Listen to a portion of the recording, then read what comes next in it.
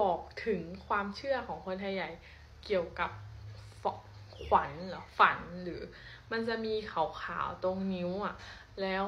น้องอ่ะเคยถามแม่ว่ามันคืออะไรอย่างนี้เนาะตอนเด็กๆแม่จะบอกมันแต่น้องไม่มีตอนนี้นะทุกคนมันจะแบบมีขาวๆแบบขีดๆตรงนิ้วเราอะแต่ว่าตอนนี้ไม่มีนะคะถ้าสมมุติว่ามีนิ้วมันเป็นภาษาไทยใหญ่หักมืดเจอจังเอ็ดหลูก็คือถ้าเป็นนิ้วก้อยก็คือถ้ามีนิ้วนี้ก็แสดงว่ามีคนรักเราถ้าเป็นข้างซ้ายก็เป็นผู้หญิงถ้าเป็นข้างขวาก็เป็นผู้ชายหักมืดก็คือแบบกำลังสนิทกันอยู่สนิทกันก็จะเป็นถ้ามี2 อันก็2 คนประมาณนี้หักมืดจึกอันนี้ก็คือชอบเราใครที่แบบมีขาวขีดแต่ถ้าคนไทยเขาเรียกว่าขาดสารอาหารใช่ไหมมันคือการขาดสารอาหารแต่ว่าคนไทยเขาถือประมาณนั้นไม่รู้ว่าคนอื่นคิดแบบไหนแต่ว่าแม่เราพูดมาประมาณนั้นนะคะหักมือเจอ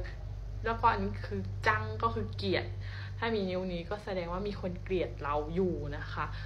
แล้วก็เอ็ดดูก็คือสงสารเรานะประมาณนี้นะคะแต่มันก็เป็นความเชื่อเล็กๆที่อยากเอามาเล่าให้ฟังนะหักมือเจอจังเอ็ดดูก็คือ